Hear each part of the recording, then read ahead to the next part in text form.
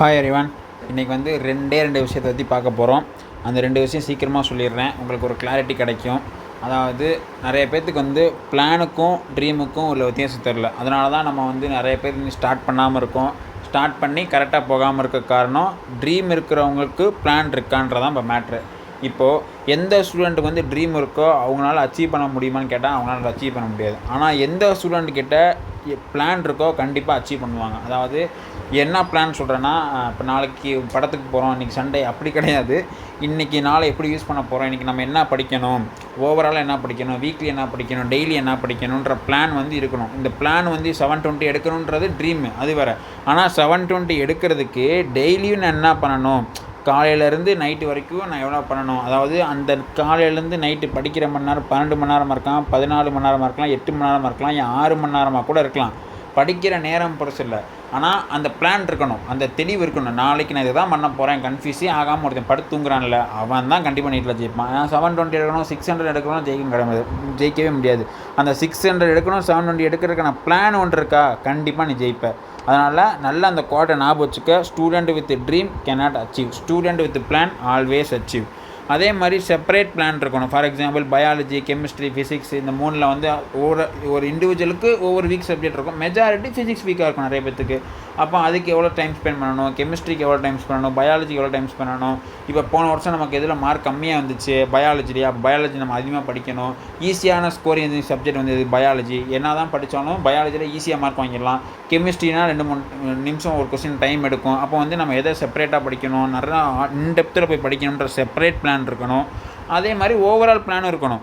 ஏன்னா நமக்கு வந்து மொத்தமாக தானே மார்க் வேணும். அப்போ வந்து நம்ம மார்க் டெஸ்ட்டு எத்தனை மார்க் டெஸ்ட் எழுதணும், வீக்லி எத்தனை சாப்டருக்கு டெஸ்ட் எழுதணும், அதை அனலைஸ் பண்ணணும். அப்போ வந்து செப்பரேட்டான பிளான் இருக்கணும், ஓவரால் பிளானும் வந்து இருக்கணும். நெக்ஸ்ட்டு பிளான் வந்து இப்போ நம்ம எல்லாருமே என்ன நினைப்போனா, இப்போ காலையில் எந்திரிச்சு சூப்பராக 6 மணிக்கு உட்காந்து, இப்போ 6 மணி உட்காந்து நைட்டு 11 மணி வரைக்கும் போடுறதான் பிளானு அப்படின்னு நினச்சிட்ருக்கோம். ஆனால் அது வந்து என்னது தப்பு. நம்ம பண்ணுற மிகப்பெரிய மிஸ்டேக்கே வந்து என்னதுன்னா அதுதான். பிளான் வந்து ஃபிக்ஸ்டாக இருக்கணும்னு அவசியமே கிடையாது, அது எஃபிஷியண்ட்டாக இருக்கணும். அதுக்காக வந்து டெய்லியும் பிளான் சேஞ்ச் பண்ணக்கூடாது, அது வந்து தப்பு. அதாவது டெய்லியும் வந்து பிளான் வந்து சேஞ்ச் பண்ணக்கூடாது. அந்த ஒரு மாதத்தில் 2 சேஞ்ச் நடக்கலாம், ஆனால் ஃபிக்ஸ்டாக இருக்கணும்னு அவசியம். நம்ம ஒரு பிளான் போட்டிருப்போம், ஆனால் நம்ம ட்ராவல் பண்ணதுக்கப்புறம் தான் தெரியுது நம்ம இது இப்படி பண்ணுறத விட இப்படி பண்ணால் நல்லாயிருக்கும்னு. அப்போ வந்து அப்போதைக்கு ஃபிக்ஸ்டாக இருக்க வேணாம், நம்ம மாற்றிக்கலாம். பிளான் வந்து ஃபிக்ஸ்டாக இருக்கணும் அவசியம் கிடையாது, அது வந்து எஃபிஷியண்ட்டாக தான் இருக்கணும். ஓகேவா? அது மட்டும் இல்லாமல் இப்போ நீ உண்மையாலுமே இப்போ நீ கரெக்டான வேலை தான் போயிட்டுருக்கியான்னு இந்த விஷயத்தில் வச்சே நீ கண்டுபிடிச்சிடலாம். என்ன விஷயம் அப்படின்னா, இப்போ நீ உண்மையாலுமே கரெக்டான வேக்கு தான் நீ போயிட்டுருக்க அப்படின்னா அட்லீஸ்ட் இப்போ இன்றைக்கி நவம்பர் 23 நினைக்கிறேன். இன்றைக்கி நவம்பர் 23யா? அட்லீஸ்ட் உன்ட்ட இப்போதைக்கு ஜனவரி வரைக்கும் நீ என்ன பண்ண போகிறன்ற உன்ட்ட பிளான் இருந்துச்சு அப்படின்னா கண்டிப்பாக நீ கரெக்டான வேலை தான் போயிட்டுருக்குன்னு அர்த்தம். நீ கம்மியாக மார்க் வாங்கலாம், அதிக மார்க் வாங்கலாம், அதே வரைக்கும். ஆனால் நீ இம்ப்ரூவ்மெண்ட் ஸ்டேஜில் இருக்க, க்ரோத் ஸ்டேஜில் இருக்க, கரெக்டான ஸ்டேஜில் தான் இருக்கேன். ஏன்னா உன்ட்ட பிளான் இருக்குது. பிளான் இருந்தால் டெய்லி ஆக்ஷன் எடுப்பேன், டெய்லி ஆக்ஷன் எடுத்தால் ரிசல்ட் வந்து கிடைக்கும். ஓகேவா? அதனால் நீ கரெக்டான வேலை தான் போயிட்டுருக்க அப்படின்னா உன்ட்ட அட்லீஸ்ட் இப்போ ஜனவரி வரைக்கும் உன்னை பிளான் இருந்துச்சு அப்படின்னா நீ கரெக்டான வேலை தான் போயிட்டுருக்க. அது மட்டும் இல்லாமல் சில நேரத்தில் பிளானை, நான் ஏற்கனவே சொன்ன மாதிரி, சில நேரத்தில் பிளானை வந்து ஃபாலோ பண்ண முடியாமல் போகலாம். சில நேரத்தில் அதுக்காக வந்து இன்றைக்கி போக முடியல அப்படின்னு சொல்லக்கூடாது. நம்ம எல்லாத்துக்குமே அப்படி தான். சில நேரத்தில் ஃபாலோ பண்ண முடியாது, டயர்டாக இருக்கலாம், இல்லை என்ன ஏதாவது பர்சனல் ரீசன்ஸாக இருக்கலாம். ஆனாலும் அடுத்த நாளைக்கு வந்து இல்லை பரவாயில்ல, இந்த மாதம் ஆரம்பிச்சிச்சு, இந்த மாதம் 2 நாள் வேஸ்ட் பண்ணிட்டோம், அதனால் 28 நாள் வேஸ்ட் பண்ணிடுவோம், இல்லைனா இந்த வீக்கில் ஒரு 4 நாள் வேஸ்ட் பண்ணிட்டோம், இன்னும் ஒரு 3 நாள் வேஸ்ட் பண்ணிடுவோம் அப்படின்னு நினைக்கிறேன். எனக்கு தெரிஞ்சு சீட் வாங்கினது கிடையாது. ஏன் அப்படின்னா எனக்கு தெரிஞ்சவங்களே நிறைய பேர் இதனால தான் சீட்டு விட்ருக்காங்க. நல்லா தான் படிப்பாங்க, இந்த வீக் வந்து படிக்கலை, அதனால் இந்த மாதம் படிக்க வேணாம், இல்லைனா இந்த 2 நாள் படிக்கல, இந்த வீக்கே படிக்கணும். ஆனால் அப்படி நினைக்கிறத மிகப்பெரிய டேஞ்சர், இருக்கிறதுலே மிகப்பெரிய டேஞ்சர் இதுதான். அதனால் இந்த ட்ராப்புக்குள்ளே போயிடாத. நெக்ஸ்ட்டு நீ பிளான் போட்ட, ஆனால் எஃபிஷியண்ட்டாக எப்படி யூஸ் பண்ணுறது அப்படின்னா, அது நீ ஏற்கனவே இப்போலேருந்து ஸ்டார்ட் பண்ண போகிறா இருந்தாலும் சரி, ஏற்கனவே ஸ்டார்ட் பண்ணி போயிட்டுருக்கேன் ஆனால் வந்து கொஞ்சம் ஒரு மாதிரியாக இருக்குது, ஸ்ட்ரகிள் பண்ணுற அப்படின்னா இந்த விஷயத்தை ஃபாலோ பண்ணிப்பார். நீ ஃபிசிக்ஸை எடுத்துக்கிட்டாலும் சரி, கெமிஸ்ட்ரி எடுத்துக்கிட்டாலும் சரி, பயாலஜி எடுத்துக்கிட்டாலும் சரி, எல்லாத்துக்குமே இந்த விஷயந்தான். பயாலஜி எடுத்துக்கிட்டால் என்சிஆர்டி படிக்கணும், சில கொஸ்டினுக்கு கான்செப்ட் படிக்கணும், சில லெசனுக்கு. கெமிஸ்ட்ரி கான்செப்ட், ஃபிசிக்ஸ் கான்செப்ட் தேவை. இப்போ ஒரு கான்செப்ட் 100% புரியணும்னு அவசியம் கிடையாது. இப்போ ஒரு கான்செப்ட் உனக்கு 40%லேருந்து 50% தான் புரிஞ்சிருக்குனாலும் என்ன பண்ணிடணும் அப்படின்னா, நீ அடுத்து கொஸ்டின் சால்வ் பண்ண போயிடணும். ஓகேவா? அந்த 50% வச்சு உன்னால் கொஸ்டின் சால்வ் பண்ண முடியுமா அப்படின்னு கேட்டால் கண்டிப்பாக முடியும். ஏன் அப்படின்னா, இப்போ நீ கடைசி நேரத்துலாம் பார்த்தோன்னா உனக்கு 100% கான்செப்ட் உதவி தராது. நீ முன்னாடி போட்ட எம்சிக்கு தான் உனக்கு உதவும்.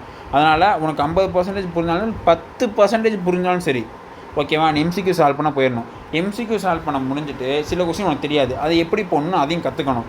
அடுத்து அதை வச்சு நீ டெஸ்ட் எழுதலாம். இல்லை நீ ஏற்கனவே எம்சிக்யூ சால்வ் பண்ண தப்பான கரெக்டான கொஸ்டினை வச்சு ஏன் தப்பாக போட்டேன், நான் வந்து கரெக்டான கான்செப்ட் புரியலையா, இல்லை கான்செப்ட்லாம் எனக்கு புரிஞ்சிருக்கு ஆனால் எனக்கு சம் சால்வ் பண்ண தெரில, ஏன்னா இந்த மாதிரி சம் நான் ஏற்கனவே சால்வ் பண்ணதில்லை, அப்போ இந்த மாதிரி சம்லாம் சால்வ் பண்ணணும். அப்போ உனக்கு அனலைஸ் பண்ணி என்ன வீக்காக இருக்கியோ அது எல்லாத்தையும் ஸ்ட்ரென்தன் பண்ணும், ஓகேவா.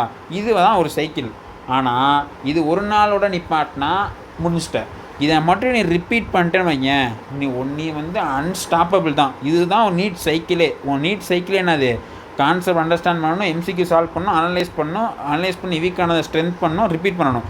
அந்த நிறைய பேர் பண்ணுற தப்பு, நான் கான்செப்ட் 100% முடிச்சுட்டு தான் நான் கொஸ்டின் சால்வ் பண்ண போவேன்னா அது யாருனாலையும் முடியாது. ஈவன் இது வரைக்கும் எடுத்த Air 1 720 கேட்டால் கூட அவங்களுக்குமே எல்லா கான்செப்ட்டுமே தெரியாது. அது மட்டும் இல்லாமல் தெரிஞ்ச கான்செப்டில் 100% அவங்களுக்கு தெரிஞ்சிருக்காது. அதனால் உனக்கு தெரிஞ்சதை வச்சு சால்வ் பண்ணு, அனலைஸ் பண்ணு, ஸ்ட்ரென்தன் பண்ணு. இப்போ ஃபார் எக்ஸாம்பிள், இப்போ நீ ஃபிசிக்ஸை வந்து ஒரு 4 மணி நேரம் படிக்கிற அப்படின்னா, என்ன கேட்டால் நீ 4 மணி நேரம் படிக்கிற அப்படின்னா நீ 1 மணி நேரம் அதில் கான்செப்ட் யூஸ் பண்ணலாம். 2 மணி நேரம் எம்சிக்கு தான் நீ சால்வ் பண்ணணும். 2 மணி நேரம் அதில் நீ எம்சிக்கு தான் சால்வ் பண்ணணும். அப்புறம் அதில் வந்து எதுனா ஒரு 15 நிமிஷம் வந்து அதை அனலைஸ் பண்ணலாம். நீ எது தப்பாக பண்ண, ஏன் தப்பு பண்ண, இதனால தான் தப்பா, ஃபார்முலா தப்பா, இல்லை வந்து என்ன தப்புன்னு அனலைஸ் பண்ணி அதை ஸ்ட்ரென்த் பண்ணுறது தெரியுமா, அதுக்கு ஒரு 45 நிமிஷம் யூஸ் பண்ணலாம், ஓகேவா. ஸ்ட்ரென்தன் பண்ணுறதுக்கு ஒரு 45 யூஸ் பண்ணலாம். இப்போ வந்து 1, 2, 3 மணி நேரம், 4 மணி நேரம். அப்போ இப்படி தான் நீ ஒரு 4 மணி நேரத்தை யூஸ் பண்ணணும். நீ 4 மணி நேரத்தை வந்து இங்கேயே யூஸ் பண்ணிடக்கூடாது, இல்லைனா இங்கே 2 மணி நேரம், இங்கே 2 மணி நேரம் யூஸ் பண்ணக்கூடாது. கான்செப்ட்டுக்கு 1 மணி நேரம், எம்சிக்கு 2 மணி நேரம், அனலைஸ்க்கு ஒரு 15 நிமிஷம், அது ஸ்ட்ரென்த் பண்ணுறதுக்கு ஒரு 45 நிமிஷம். இதுதான் ஒரு சைக்கிளாக இருக்கணும். அதனால் இதை தான் நான் சொல்லணும்னு நினச்சேன். அது 2 சொல்லிட்டேன். இந்த வீடியோ எனக்கு பிடிச்சிருந்துச்சுன்னா சக்ஸஸ்ன்னு கமெண்ட் பண்ணு. தேங்க்யூ.